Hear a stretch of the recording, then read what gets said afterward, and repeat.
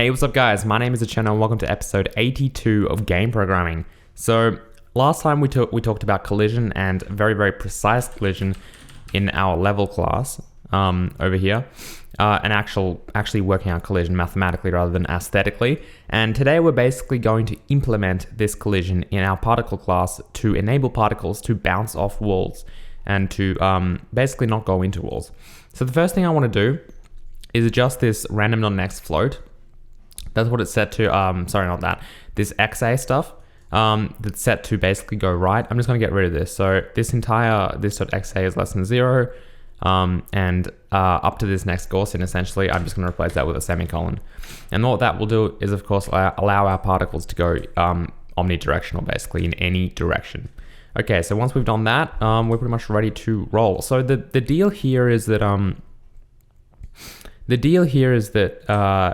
you can see that they're kind of going to the walls. In fact, it looks like the center here isn't actually in the wall. It looks like it's it looks like the center is in the wall. And that's probably because of this -12 here. Let's just get rid of that for now. And that should render them pretty much at the tip, as you can see right there.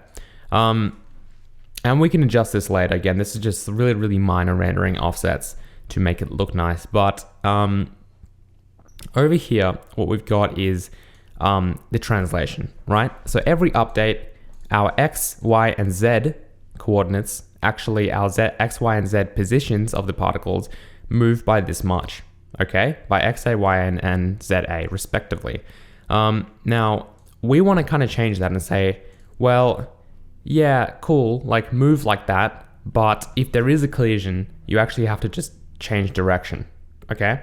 And the way we're going to do that is by making pretty much the same collision or the same move method that we have in our mob class, which is over here, move. And if there's a collision, if there's no collision, move. Otherwise, do something else. Okay? So that's how it's going to work. Now, because we don't want to stop the particles from moving if there's a collision, so what this code says right here is that if there is no collision, move the particles. If there is a collision, well, don't. Okay? Just continue past this if statement. Over here, we still want to move them. We just want to flip that direction. And that's kind of the same deal that we did here with the floor, right? To make them bounce. We multiplied it. We multiplied ZA by a negative number, and we also made it less than 1 to slow them down, so that essentially the particles would reverse their direction as well as slow down. So that's the idea that we're going to employ for this method as well. So first thing we're going to need is a move method, okay? So it's going to basically take two parameters essentially, the XX and the YY and ZZ, because of course Y and Z are the same since this is a 2D game. So XX plus XA, so that's where it's moving to, and YY plus, in fact, let's put this in brackets just so it's more readable, YY plus YA plus ZZ plus ZA, okay? And this is all one equation, of course. So this is exactly the same thing that we did with the, where is it? Wizard projectile, right? Where we checked for tile collision, but we actually added these right over here in the parameter because we don't need them separate in the actual method. So now let's create this method. So we'll just mouse over it, hit create method. It'll create a move method for us with the parameters already in set. So let's see. So we'll change this to X and this to Y. And now we can actually start, let's get rid of this. Now we can actually start doing the collision, the move method. So what we want to do, first of all, is move these down here. Whoops. And I'm just hitting Alt and then the up and down arrow keys. That actually moves the selected line wherever you want, as you can see. So that's fine, but now we have to also check for collision. So that's where the collision method comes in. Now I'm going to go to level class and pretty much just copy and paste this tile collision method into this particle.java class. Okay? Here it is. I'm going to change it to just be collision. It's still going to be a boolean, but these parameters are also going to change around a bit. We know the size of particles, we don't need that. And we don't need offsets, we'll hard code that pretty much because we don't need them as parameters. Okay? In fact, there probably won't be any offsets because these particles are exactly the right size. They're not offset because they're not on a sprite.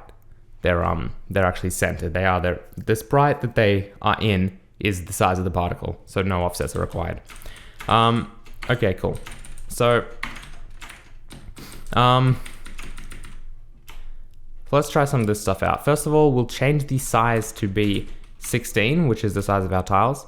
And everything else is pretty much fine here. In fact, we'll probably change these integers to be doubles.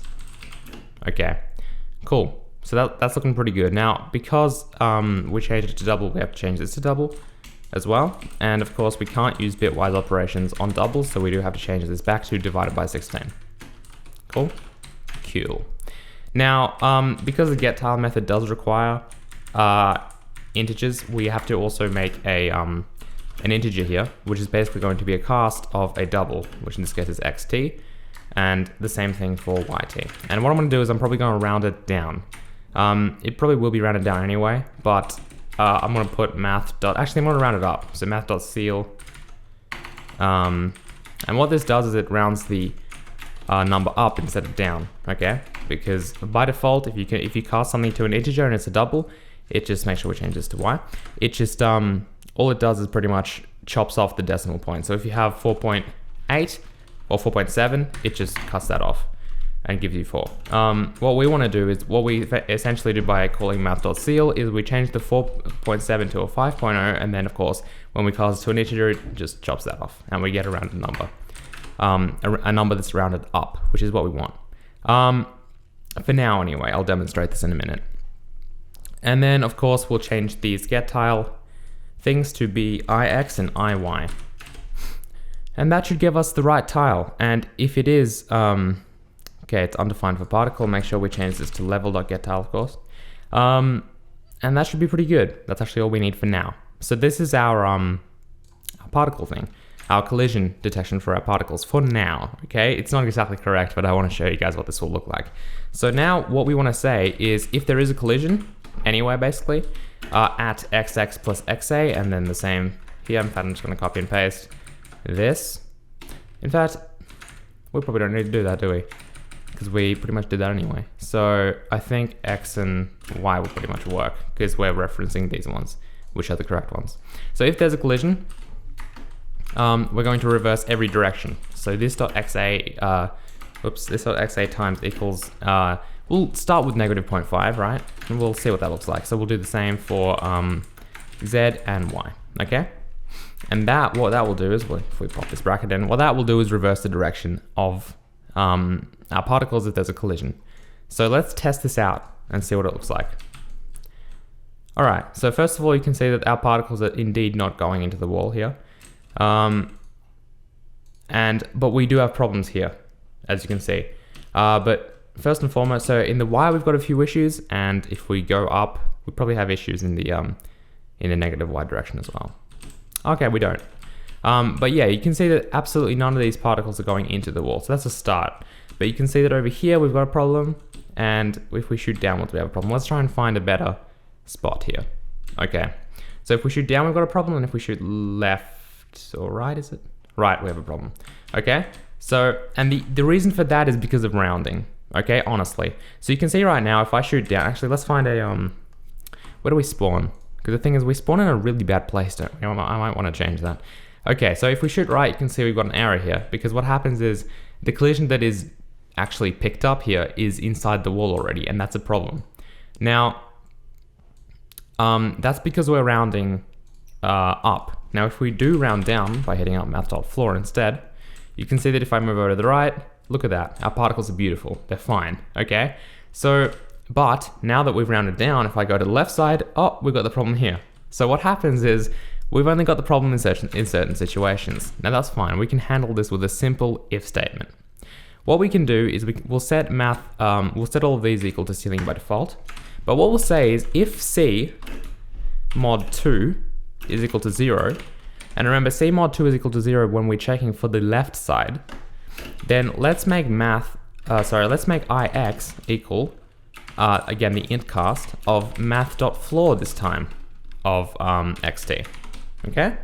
So let's see what this looks like. So what this will do essentially is if collision's being picked up here, it'll use math.floor, but if collision's being picked up on the left side, it will use math.ceil. And as you can see, what we get here is a pretty damn good collision detection. Now we have to do the same thing for y, of course, because if you recall, If you recall, we do have a problem over here as well. If we shoot downwards, I probably should have just gone down, shouldn't I? If we shoot downwards, we get this. So let's change, let's pretty much copy and paste this entire if statement here and say that if c divided by 2 is equal to 0, then let's change iy to math.floor and of course of yt. Okay, simple as that. Now let's run this. Let's go down this time. So there you go. And if we shoot into corners or whatever, you can see that our particles don't go into corners. Now there are a few, well, you can see that if we shoot down, there's just a bit of offset here in rendering. So what we might want to do is maybe subtract 1 from it, which will move it up by 1 pixel, just from the Y here. So we're rendering the particles just 1 pixel above, and you can see that probably looks a bit better. We might even want to go 2 pixels. Although that might be too much. Yeah, okay, so that's looking pretty good. And you can see that if we go around here, everything is awesome.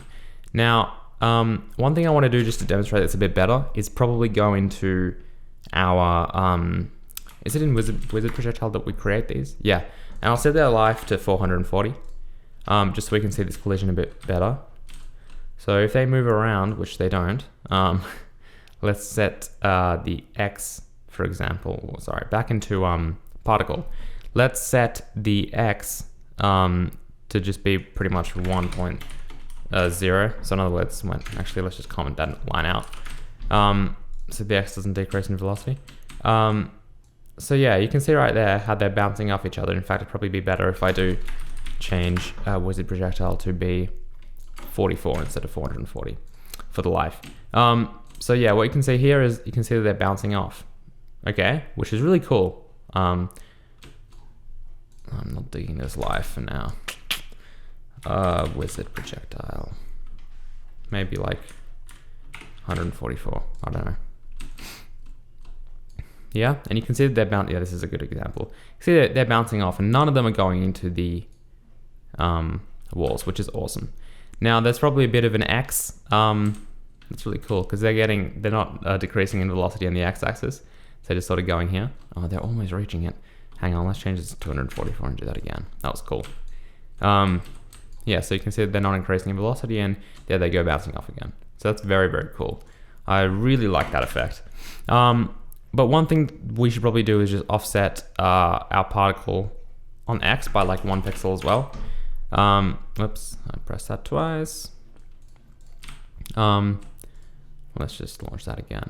I think that'll look a bit better, especially over here. Yeah, looks pretty solid. So that's how that rolls. Let's uncomment this line and see what our actual particle simulation looks like. And you can see that's very, very cool because we've pretty much got physics implemented right now. Okay, so that is gonna wrap up this episode. This is true particle physics here with proper collision, you can see, in pretty much every direction. It looks awesome. I probably will change this back to a -1 though. Just because it doesn't look 100% good over here. And okay, there we go, that looks beautiful. What you might want to do as well is offset it a bit higher, because you can see that our king Cherno here actually goes up over the over the wall. So you might want to change that. You might want to play around with it. But I think this looks really nice. I'm probably going to keep it at this form for the game. So this could be used for blood. This could be used for, you know, stone crumbling, as you can see here. There's just so many uses for this. So it is very useful to know how to do this, of course. And well, yeah, okay. So next episode, the next few episodes, we are going to look at sprites and how to make them essentially in After Effects. Because like probably about 19 out of 20 of you wanted to see me make sprites in front of you guys, so show it on video. So that's what I will be doing. So the next few episodes are probably going to be just sprites. So if you're not interested in that, that's fine. Just don't watch the video, you know. But other than that, guys, please hit the like button. If we hit 200 likes, I'm going to release these sprite videos twice as fast. Yeah, that means like 2 videos a day, possibly. But I need 200 likes for that. So make sure you hit that like button, and I'll see you guys next time. Goodbye.